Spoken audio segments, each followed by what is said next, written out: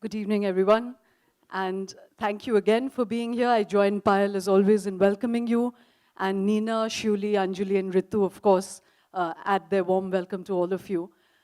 It's been a long time since we've been here together on a Sunday, and it's great to see all of you here in such large numbers. As Payal said, this is an evening dedicated to two women who in different ways defy convention. And as we always flesh out the idea of algebra, one of the real core parameters of algebra is constantly to bring people here who push the mold, break the boundaries, get us out of our comfort zones. And in different ways, both these women have done that in the professions in which they, are centered. I'm not going to introduce Shubha with all the many awards, with all the accolades that surround her, because we already know that. I'm not even going to introduce her as a rock star of classical music, as she's always called, both with great celebration and sometimes with criticism. I'm not going to speak of, again, all the musical achievements. What I'd like to share with you today is a little anecdote which completely sums her up. When she was 4, she started dancing, learning Kathak. And when she was at a level where she could be tested, the guru who was testing her asked Shubha, "Which gharana do you belong to, Bitya?" And she said, "Apna gharana." And that pretty much coheres not just Shubha's music, but her temperament, her attitudes, her past, her present, and possibly her future. It really captures her uniqueness. So ladies and gentlemen, please join me in welcoming Shubha Mudgal of the Apna Gharana.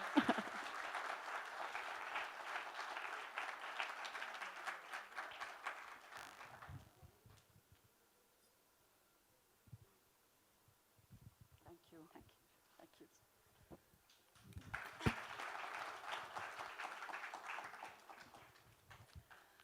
So Shubha, that's a great place to start, actually. The classical musician who says she comes from Apna Gharana. It's been getting me into a lot of trouble always. But that really, as I said, kind of sums up a lot of what you have done within the parameters of classical music, but also your crossover to pop music, your experimentation with technology. So give us some insight first into what really is your take on belonging to a classical tradition and yet finding your individual voice within that. Well, I'd like to say that, no tradition is static. No tradition remains unchanged. What we might consider completely divorced from tradition today may become tradition in another 50 years or 100 years. So I think nothing really remains unchanged. And in the study of classical music, the one thing that you learn is that you're taught a lot of rules, but you're also encouraged to transcend all those rules and find your own voice. And I'm not the only person who has tried to do that. Pathbreakers have done that very beautifully in the past.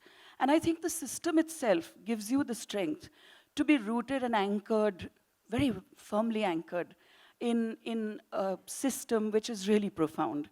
But really it gives you the freedom to ask questions of your guru as well as of yourself, and ask questions about life. And it is those questions and some of the answers that you find that help you find your own voice. So I think I've really followed the same path that the tradition has made possible for so many. The fact remains that there will always be orthodox viewpoints amongst the cognoscenti, amongst the people who are considered connoisseurs. And very often the orthodox viewpoint is that no, what is old and archaic is good, whatever is new is trash. So I think there will always be such people, and for those people, I have a simple question for myself. When there is criticism, I ask myself, am I perfect? And the answer is always no. And if I'm imperfect, and if somebody sees those imperfections, how can I be upset about it? On the other hand, as you said, life and music lovers have been very kind and generous to me. And I have found an audience, a very loving audience, that has really helped me look for that voice, sometimes find it, sometimes it escapes again. And the journey goes on like that. So, Shubha, before we pursue further, the journey you've walked in music, I'd love to cycle back a little bit and ask you, what helped form a little girl, a young girl as you were, who would have the insouciance to say, कि मैं अपना घराना से, I'm a dancer from अपना घराना. Were your parents very supportive? From what I gather, you started learning classical music at 17, which is itself a heresy, actually. And so what were your parents like? Did they support you in this journey? And how did it happen that you started to learn music at 17? My parents were teachers of English literature at the Allahabad University, but they were quite crazy about the arts. And when I say crazy, really speaking, truly crazy. So I remember that my father had this Lambretta scooter on which he and my mother would drive from Allahabad to Banaras to listen to a concert of music. After teaching, after teaching through the day, then they would drive to Banaras and come back the next morning and teach a class. And very often they would come home on a weekend and say to my sister Ragini, who was here with me, that pack up quickly, finish your homework. We're all going to listen to this big festival in Maihar. And off we would scuttle into some train taking us to Riva, and then a drive to Maihar, and would sit for 2 nights and listen to music. So they were really, really passionate about the arts. My father followed Urdu poetry with great passion. But what they gave to my sister and me was this kind of great reverence for the arts. We were never asked about performing. We were told that this is something that will enrich your lives. And never were we told that when are you going to start performing on stage? When are you going to become, we were in fact told that the only thing that you can do is to really enrich your lives by learning some form of the arts, anything that you prefer. And we were given a chance to learn dance. We learned Kathak. We learned all those, little Rajasthani folk song dances that were choreographed for all the weddings in the family and among friends. And both of us would dress up in identical lehenga and dupattas and go this way and that way and dance away at the weddings. And but we were also taken to listen to a lot of music. Also that they never really forced their preferences on us. So I remember that my father also bought me my first LP of the Beatles. Very often when we were listening... It's wonderful that we were playing Beatles all evening. Right now, and I was sort of singing along. But really, and he also made me my first mixtape of Kishore Kumar songs that he loved. So there was never this kind of hierarchy of high art and low art. And there was always, yes, you have your preferences, but statewide, you believe that this is better than something else that someone else is listening to. And so I grew up in this home where really literature was revered, poetry was revered, music, arts, theater were revered. And I think that really sort of shaped our lives and impacted our lives and really made a big difference to the way, to our upbringing, as it were. And of course, later, speaking of powerhouse women, my mother, made me this fantastic proposal when I graduated. She sat me down, and I thought I was going to get one of those very many frequent dressing downs that I did very often. But she said, now you listen. I can see that you're crazy about the music. So there is no need for you to do what everyone else is doing. You're finished, you're graduated, you don't need to keep studying unless you want to study. If you want to do music, now is the time to make a commitment to music and start studying music full time. And this was like how many years ago? This was like about 30 years or 32 years ago. I think that really was a very significant milestone in my life and my journey. The fact that my mother was saying that you can study music and with no end in sight, as it, in a sense. I think that really changed things for me. It didn't take me a year that she gave me to make this decision. It took me just about a month. And I said, I want to do music. And I have received unconditional support from the family, both my parents as well as my husband's home. I have really received unconditional support from my family ever since. Wonderful. Shubha, we call this session EKTARA, also in celebration of this kind of desire for the independent spirit that imbues your work. But we also spoke of how we would speak of life, the big fights, and music in a material world, you know. So to just pick on one of those threads, the big fights in your life, would you share with the audience, you know, how that ethos really, that discipline and training to be a classical musician began when you started at 17 with your first guru, Ram Ashray Jha, and the first big fight you had with him was over Tan, and what happened to you and how he, you know, how he disciplined you. So would you share that? So, my guru, Pandit Ramashray Jhaji, was really revered as one of the greatest sort of scholar, composer, musicians of modern day India. And a lot of very senior musicians would come not only from within Allahabad, but from across the country to learn from him. And when he accepted that I could become his disciple, um, there was no question of paying a fee, a tuition fee. He said, "You have come to me for Vidya, how can I ask you for anything?" So my doors are open, and you can all come in and take what you want and what you are capable of taking. Every Sunday, my parents would haul me out of bed. By the way, I hate early mornings. But I would be hauled out of bed at the crack of dawn and sort of kicking and screaming at times, but later not so much. I would be taken to his home, very often to find that two other people had already reached before I had. And that meant that he would teach them for over an hour and a half each. That's 3 hours of singing. And it's a human voice. So very often, even on that one Sunday lesson, I would actually not be taught. I could only hear the talim or the training session of the other senior musicians. And this, of course, always made me very fidgety, and I wanted to learn, I wanted to be taught. And then, of course, when I had my sessions, there was this point. I've always had a very quick oral memory. I can remember songs very easily. I can remember voices very easily. I sort of have this tape playing in my head always because of this kind of memory that I have. But there are certain devices and techniques which you just have to learn and practice. It's like training your body. You don't run a marathon on the first day. You have to train your body. And one of the devices that always was very difficult for me was the area called tan. So which are these rapid fire sort of these kind of things. My voice wouldn't run with ease because I hadn't practiced and I hadn't been taught. And every time when we started learning and the slow sessions were going on, I would not be in too much trouble. But when it came to the tans, I would always slip. And my guru would get very angry and say, "You have to rehearse, you have to do your riyaz." Sometimes he would make fun of me and say to my father, "These girls are not going to do, ये कुछ नहीं कर पाएंगी, इनको कोई party के बाद कुछ फिल्मी गाना गवा दीजिए, बहुत है ये." They are not really going to understand the complexities of classical music. And I would always feel very humiliated and very embarrassed, but I wouldn't go back and work on my tans.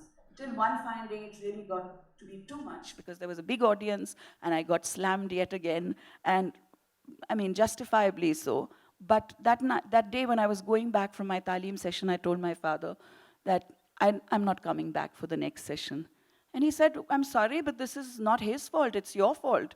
You haven't done your work at home. You have to just go back and work at this." So I said, I gave myself a week. Arrogance, also a lack of understanding that these things don't happen in a week. But I said, no, I'm going to do this in a week, and when I come back, either I'm going to be singing tans or I'm not going to come for this class. And I felt really smug because I managed to do the tans in that week of, really. But there was a lesson in store for me. So I came back, and I'm sure I had this stupid swagger when I walked into Guruji's room. And I sat down at this, acha dekhte kya hota hai. And all the other senior shagirds would be waiting for the moment when I would get my first, he would rebuke me for the first time as soon as the tan started. Everybody would get tense. I could feel it in the room.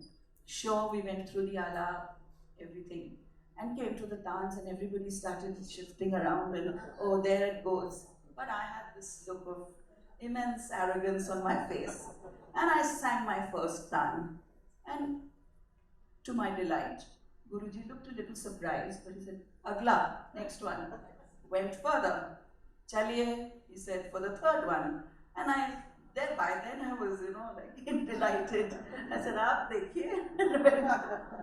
Suddenly he gave me, now these were straight patterns, so just going up and down, running up and down the scales, which is a very basic tan. But he gave me a different pattern next, which went up and came down, zigzagged up and down the scale. And of course I slipped. And then he looked at me very knowingly, looked around the room and said, Ab kahan gayi chaturai?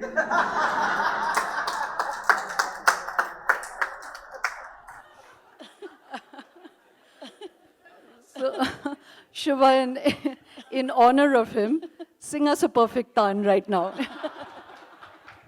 So the piece that he taught me was this night rag called Bihag, which has these huge, these huge glides. It makes you feel like, there are these huge waves coming up. So,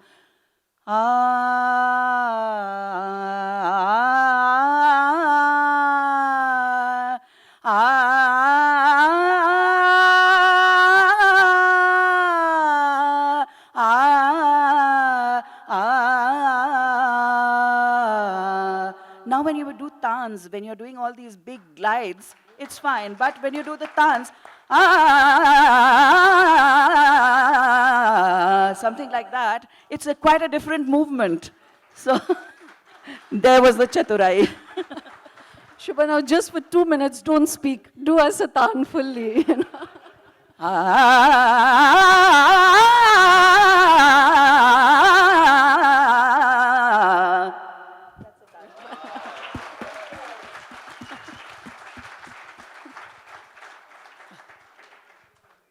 In fact, correct me if I'm wrong, but Ramashray Jha, your first Guruji, himself had 72 mentors. Is that correct? Well, he did say that. And he would say with great pride and shock everybody, say, Hamare to 72 guru hain. But what he meant was really that he was able to take inspiration and information from various sources. I don't think he meant that he actually learned from 72 people, but just to indicate that despite being learning in a particular style or a gharana, the curious musician always has the possibility of looking elsewhere for more information. And he often said that he would go to various people who did not belong to his gharana to get compositions in different rags which had not been taught to him. And that's how he came to be identified. Some people actually call him the Bhatkhande of modern India. So somebody who compiled from so many sources and made that knowledge available to students of music. So, Shubha, I'm going to come back later to the popular music and the technology and some of the, you just, at least to my raw ears, sang a perfect tan. So we'll explore some of why you've had to face criticism. But before that, you have such a vast canvas. You mentioned Firak Gorakhpuri and Faiz Ahmed Faiz. You've sung Meera Bhajans, you've sung Kabir, you've sung Tumris, it's really vast, your canvas. Could you run us through some of these greats and, the music that they have inculcated? When you're playing them, what happens to you? What do you feel? What are the different moods they create? And amongst all of this, when do you feel most in your element? I'll answer that last question first, because I think for me, the two forms that I've been studying for decades now are Khayal and Thumri Dadra, both of which belong under this big canopy of Hindustani classical music. So these are two vocal forms that I've been studying for a long time. I feel a sense of ease and fluency with these two forms simply because I've spent the greatest amount of time with them.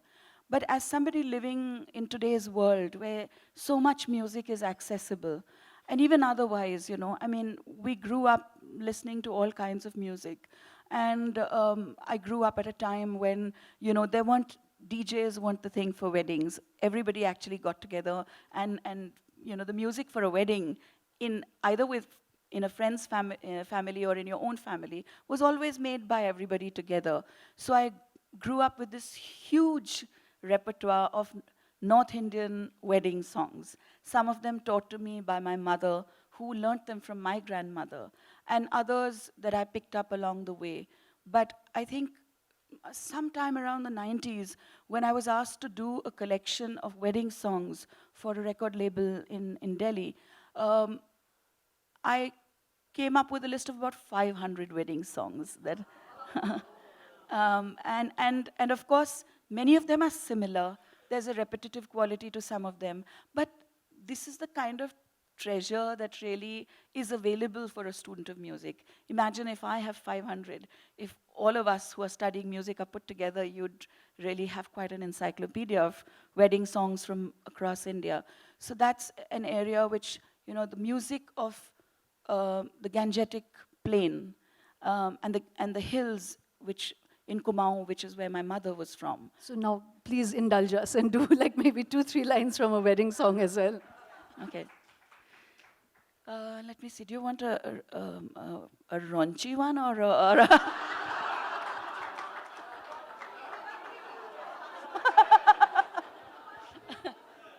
So one, you know, which I learned. One for the classics and one for the new generation. So one which is really beautiful and which I learned from a teacher who was a teacher of English literature, who was one of my mother's colleagues, was this beautiful piece in Bhairavi. Sughar banri ka lal banra re, Sughar banri ka lal banra re, jab jab banni pehne ओढ़े, जब जब बन्नी पहने ओढ़े, नजरें मिलाए लाल बनरा रे, सुघर बनरी का लाल बनरा. So this is one in the old style. And the raunchy naughty ones. किन्ने मारा रे रसगुल्ला घुमाए के, किन्ने मारा रे रसगुल्ला घुमाए के, पहला रसगुल्ला मेरे देवर जी ने मारा, छोड़ दिया रे उन्हें छोटा समझ के.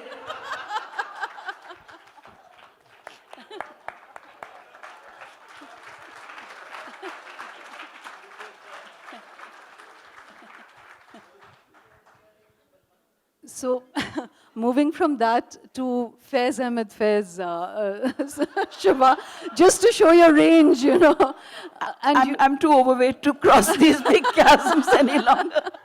No, but you've said somewhere that you felt a great affinity for him. So let me put a bridge to getting there. First, speak of why you felt this affinity. Why was he so special for you? You know, what were the qualities in him that really spoke to you?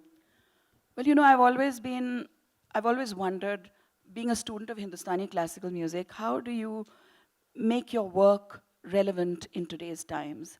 And I think the answer comes from Faiz Saab. He wrote Urdu poetry.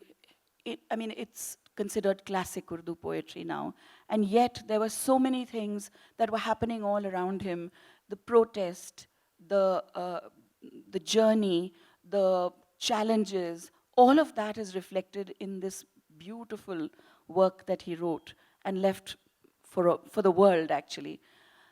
And I think that really made me want to try and sing Faiz Saab. At the same time, I haven't still studied Urdu. I don't read the Urdu script, so it's in the Devanagari that I read Faiz Saab.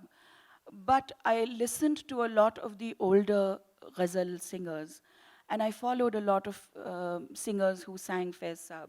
And I really feel that that's a form that I want to study, I want to learn, and I want to try and sing. But when I've actually sung Faiz Saab, it's often been not in the traditional ghazal style, more in a kind of a contemporary way.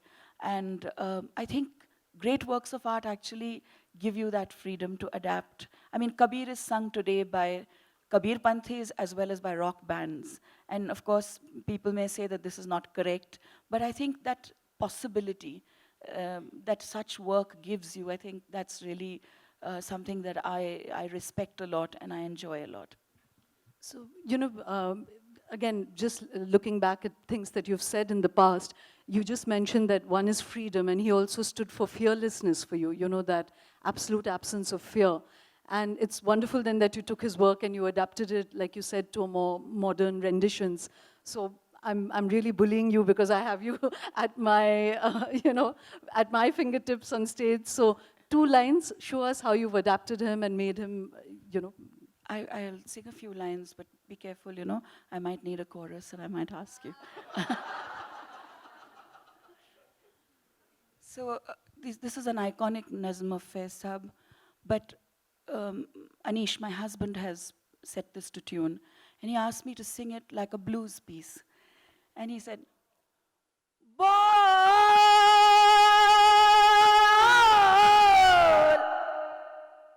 bol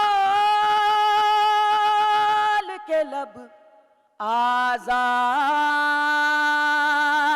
हैं तेरे बोल ज़बां अब तक तेरी है बोल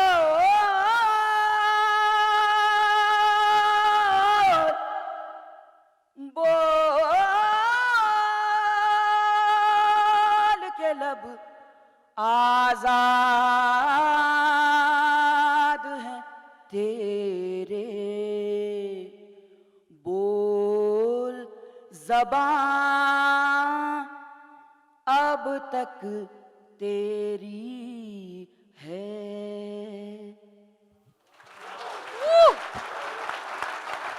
Thank you. Thank you.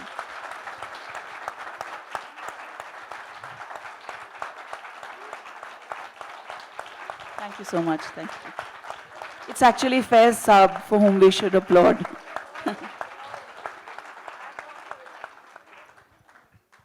Wow, thank you for that, Shubha.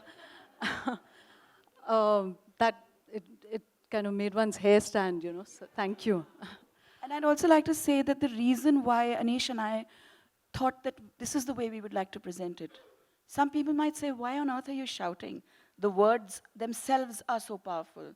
But you know, the typical andaz of presenting a ghazal or a nazm, the power of the piece actually strains at those stylistic parameters. And that's why we thought that perhaps it's better to present it like this and not stick to the old format. So now, Shubha, I'm not asking this out of greed, but you know, because there's been this dialectic and this tension between people like you who've pushed the boundaries of how gharanas have traditionally played things or how ghazals are sung, would you do like 2 lines of a, or maybe this in the traditional ghazal format so we really understand the power of how much you've innovated with it? I haven't sung this piece myself, but I know that several iconic singers in Pakistan have sung this nazm, and I think it goes something like this. I might be incorrect, but more or less the melody is somewhat like this. Bol ke lab आजाद हैं तेरे बोल ज़बां अब तक तेरी है बोल के लब आजाद हैं तेरे बोल ज़बां अब तक तेरी है I'm going to ask for a quick eyes and nose over here. Who are the lot who liked the first rendition better? Whoa! Thank you. I think you've carried the house, and I'm sure all of us join you in celebrating the fact that you've been willing to push the boundaries, Shubha. Now, I just wanted to move away a little bit from your music to the fact that this upbringing that you had didn't just shape your music sensibility and your capacity to innovate, but it must have created a value system, a political value system around you as well. And if you could give us some insight into that. You've once said that, different parts of your alap may be infused with your concerns for, say, what's happening in Gaza, but it's not going to speak itself out like that. But your music is molded a lot by what you feel politically. So can you help us understand that? And also, what is the core political value system that you were brought up in, or that you created for yourself? Well, as I mentioned earlier, I was brought up in a very liberal home.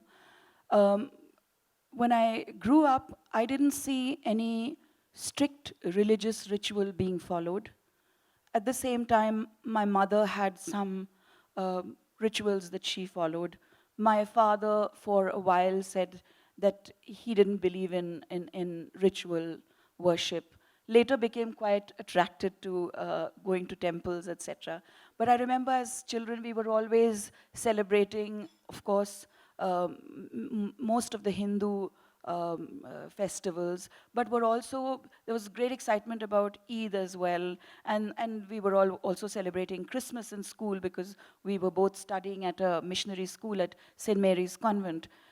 So we did grow up in this very liberal home, which certainly never gave us any ideas of the issues of caste, creed, etc., religion, that we now see ourselves faced with.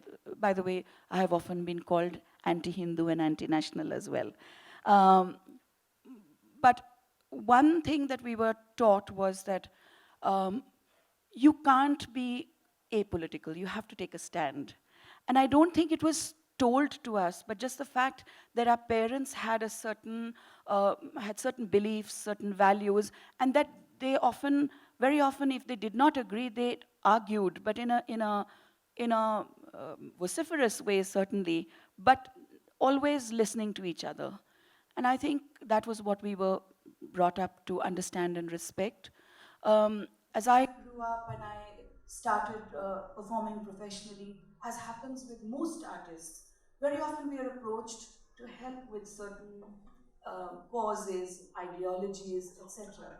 And like most artists, whatever touches your core, whatever you feel you can help with, I mean, I would be very happy to sing for an evening if, let's say, people were collecting funds for cancer patients or thalassemics or, for various causes. And of course, I would also lend my voice to any work that is related to creating peace and harmony. So I sang for a film, for example, that was made on the 1984 riots. This, of course, is happily forgotten now. And everybody believes that I should be called Begum Shubha Mudgal and should migrate to Pakistan. That's what my troll friends tell me. But nevertheless, the one thing that I'd like to sort of, I think it's wonderful that you've asked me this question. I have a viewpoint, I express it, and I stand by it. But what is a tragedy for me to share with all of you today is that currently I see no political party or political individual with whom I can say this is the person I'd like to follow. And that for me, I feel is a tragedy. And I really feel um, a sense of loss that I don't feel that today's, and I'm sorry if there are politicians here or people affiliated to political parties or ideologies, but really this is what I have come to understand. Because I see people crossing over from one party to the other as if no ideology ever existed. I don't have an issue if somebody has an ideology opposed to mine, but I feel how can you just suddenly, how can there be this kind of vaporous, vacuous political existence which allows defections from one side to the other in any manner? There are people willing to defect and there are people willing to accept those defectors. I mean, what happens to all those things that you so strongly and stridently said all along? So unfortunately, I'm at this tragic space where, you know what I want to say, and I am now going to ask you to let me sing 2 lines, which were written by Ibn Insha, because this is what, unfortunately, I have come to believe.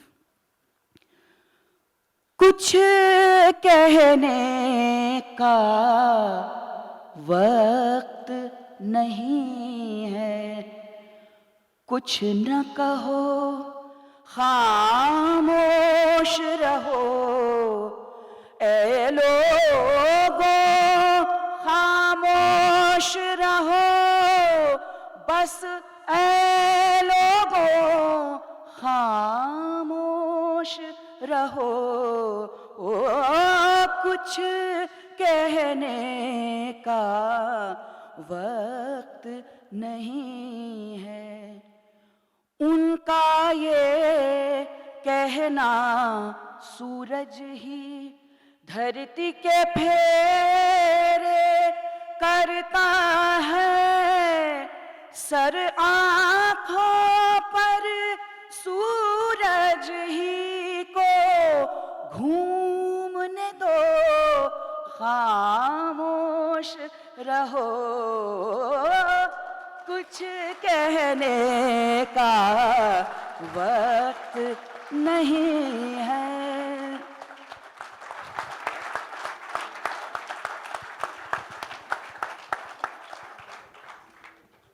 You know, in the last few months, Shubha, we've had several artists coming to Algebra from different aspects of art. And one of the most heartening things is to see just how much of art as resistance, art as humanism is still alive. We hosted Nasiruddin Shah here a few months ago, and he read from James Thurber. And it was one of the most wonderful acts of political ventriloquism that you could see, you know. So again, thank you for that. So Shubha, just again to move away a little bit, to the popular music that you played and which has endeared you to millions of people in the country. I'm going to start with Apke Sawan. I believe it just happened by accident. Is it true that Prasoon Joshi sprung it on you at the last minute? They made you do like a practice session before lunch, and that finally became the rendition? There were two conspirators. One was Shantanu Moitra, and the other was Prasoon. Actually, Shantanu was the first to approach me to do this album, which turned out to be Apke Sawan. And Prasoon wrote all the lyrics, and we recorded all the songs in Mumbai, but for this last one, the title track. And I kept asking them, what's the song like? At least tell me, because all the others we had discussed, and I would say, no, this word doesn't fit here, and let's change this, and they would give me the freedom to do that. But this last song was this big, mystery. And so we finished recording all the songs, and I said, "Arey suna to do, kya gana hai?"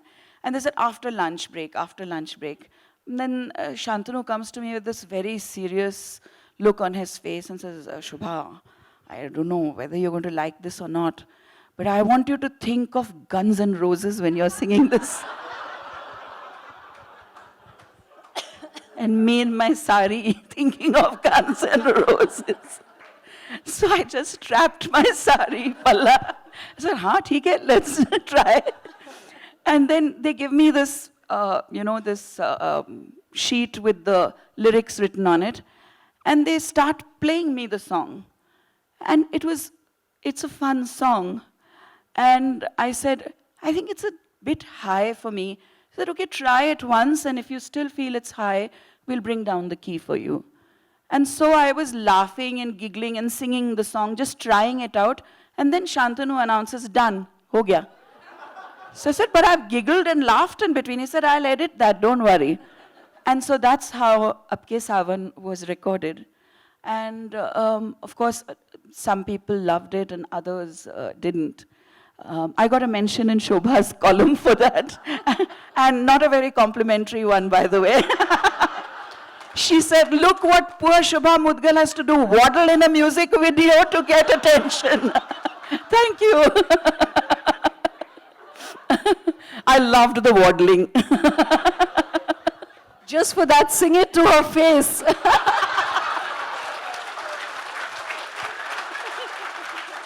But that's my only mention in Shobha's column, so I value it and treasure it a lot. Shubha, stand up for the anthem, Yeah, but do sing a couple of bars. अब के सावन ऐसे बरसे, बह जाए रंग मेरी चुनर से, भीगे तन मन जिया न तरसे, जम के बरसे जरा रुत सावन की, घटा सावन की, घटा सावन की, ऐसे जम के बरसे.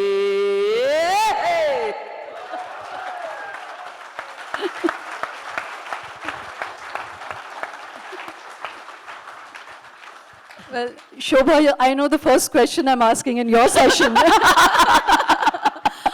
pressing Control Alt Delete. Shobha, I have the memory of an elephant.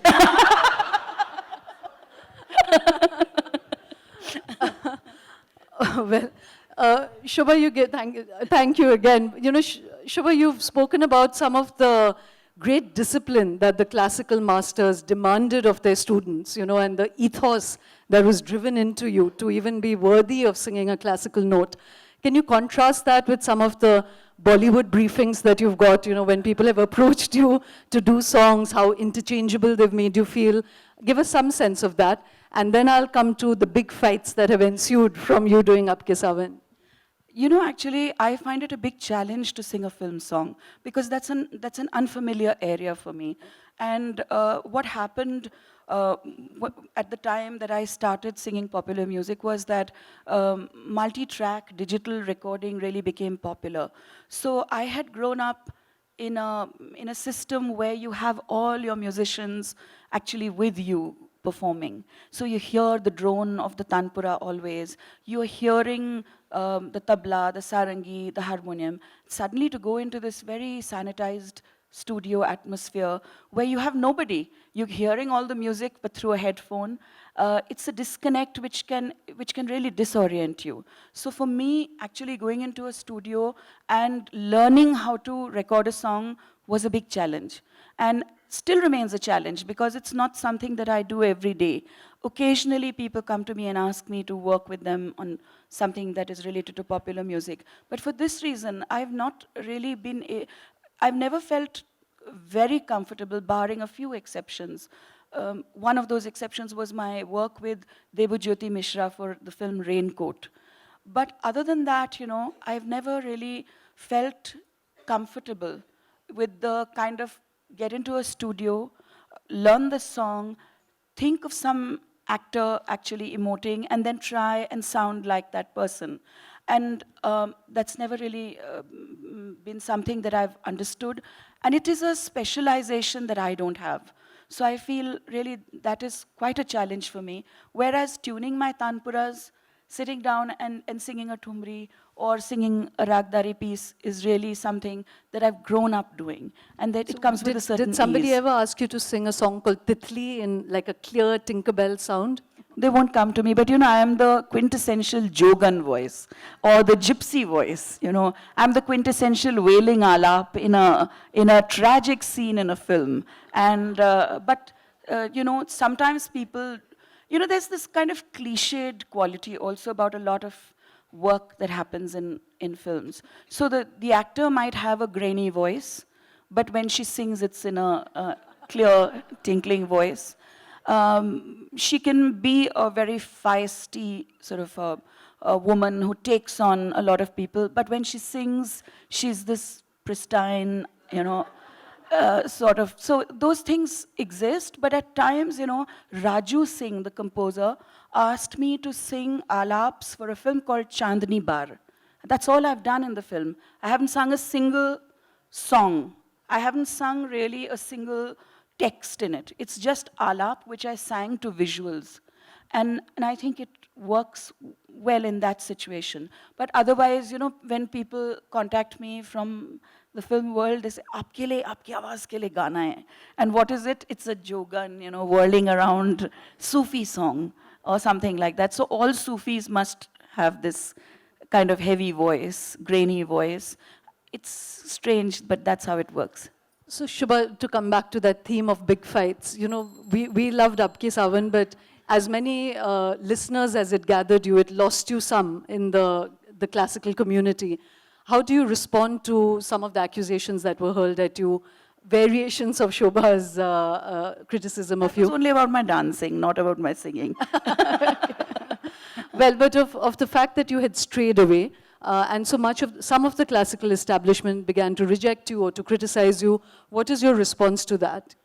You know, I feel it's fine because I decided when I did before Apke Sawan, I sang an album called Ali More Angana, and which also became fairly popular, and that's when the flack started.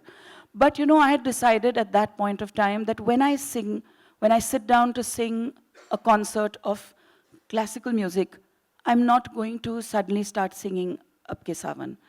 I don't feel the need to do that. And when I'm asked to come and sing a concert of popular music, I'm not going to tell people that here's a bit of Darbari Kannada or Malkons. I will keep the two repertoires separate in performance, because that's the way I would like the, from the setup to the mental state, everything is quite different.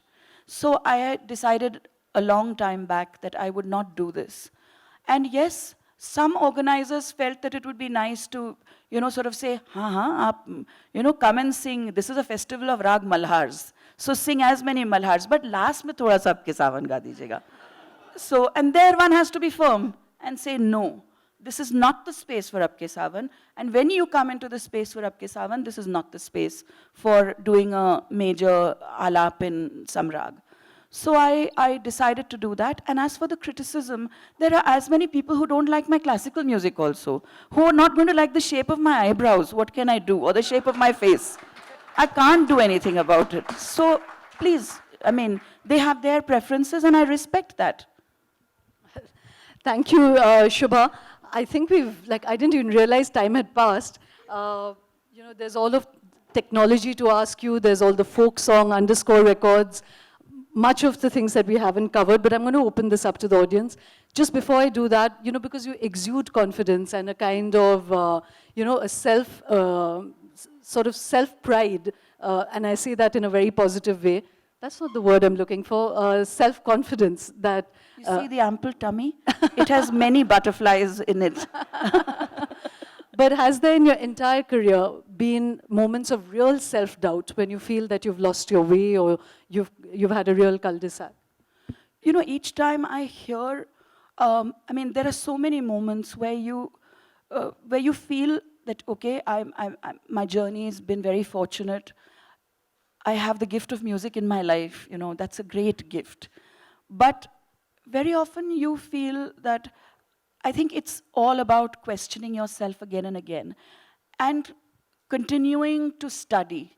And I think all you have to do, nowadays it's even easier, you go onto YouTube and you put on that one recording of Siddheshwari Devi or Begum Akhtar or Amir Khan Sahab or anybody and you wonder, Kashi Bai, and you wonder, where is that voice coming from?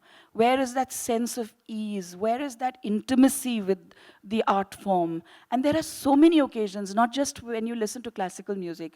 You hear a piece of music and you are so completely aware, you're so completely humbled by it. I think those are the really important, and remember, I'm dealing with a human voice. A voice changes. Of course, everybody talks about the voices of males changing, but women go through various changes and their bodies go through various changes. And little or nothing has been talked about the changes that happen to a woman's voice as she ages. And I think finding your voice once is not enough. You need to keep finding it again and again as you age, as you journey along. And at some point you need to tell yourself, you need to stop and listen to others. I think it's equally important to keep listening to others and realize for yourself when public performance must stop. So I think that's an important thing.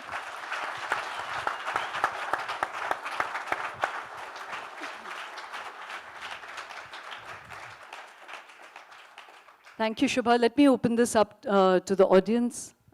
Yes, there's a question here. What has been your interaction with Western classical music?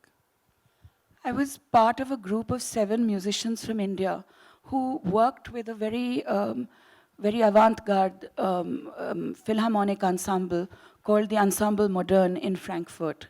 And what we were asked to do over several years, not just in one meeting, was to listen to each other and to sort of get to know each other's music. And then the Indian musicians were supposed to write compositions that were to be played by the Philharmonic. And this was called Rasa Leela. It was directed by a composer of Indian origin, but a German composer called Sandeep Bhagwati. And initially, we started by meeting both sides of the musicians, met at the NCPA in Mumbai, and we heard each other's music. There was no audience. We met each other, we listened to each other's music, we asked questions of each other, and then slowly over the years, we were assisted by several people to first create the compositions, and then we were given assistance to write down the score. Because in Indian music, we don't really write down a score. And then, for me, what was very special was that I never really worked with a conductor, with a person conducting an entire orchestra. So there was one piece which was written by my husband, Anish, and which was supposed to be performed with the entire Philharmonic Ensemble, along with two vocalists from India, Uday Bhavalkar, the Drupad singer, and myself. And it was such a learning experience because we have never really learned how to write down music or to sing while being conducted. So on the first day, I know it sounds quite silly, but we didn't know whether we were supposed to start on the upbeat or the downbeat. And from there, just listening to what is the role of the conductor? Because at best, you know, he's this maestro with this little, he's waving this baton around and conducting. But really, what he brings into a piece, that's what we learned when we observed the way the rehearsals were conducted, how he shaped the piece in a particular way, how he directed and steered it in a particular way. And so all these were really enriching experiences.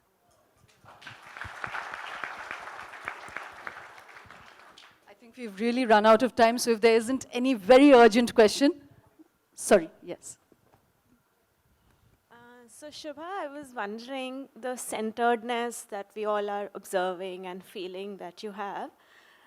I'm sure part of it is over the years inculcated, but a lot of it must be connected to the music that you have. So if you can just share with us the centeredness, the connectedness that you have with yourself.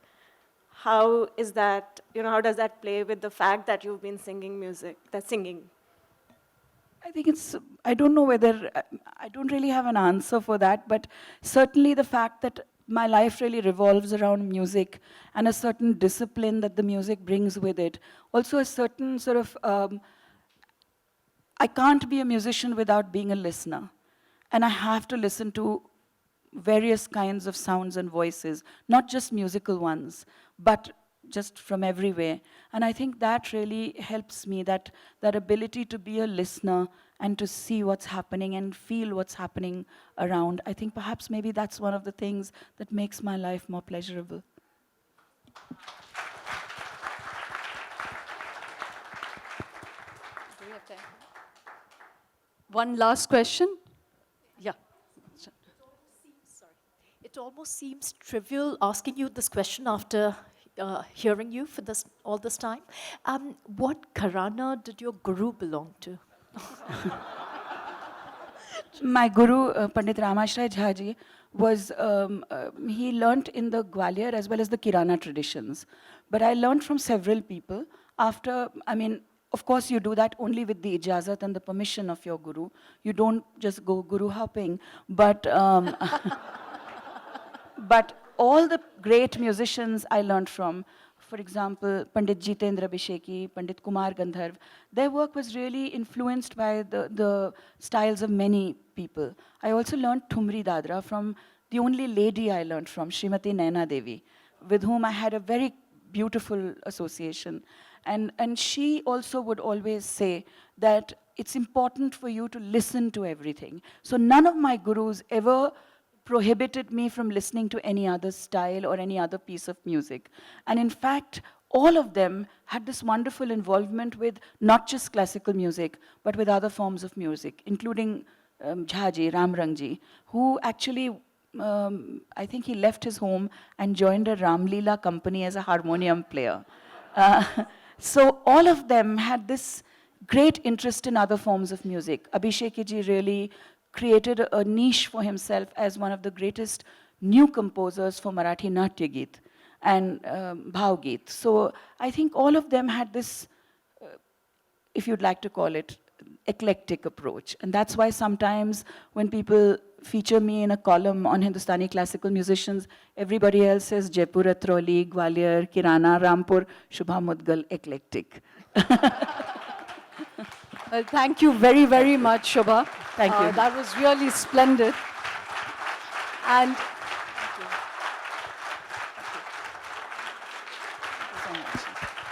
Thank you.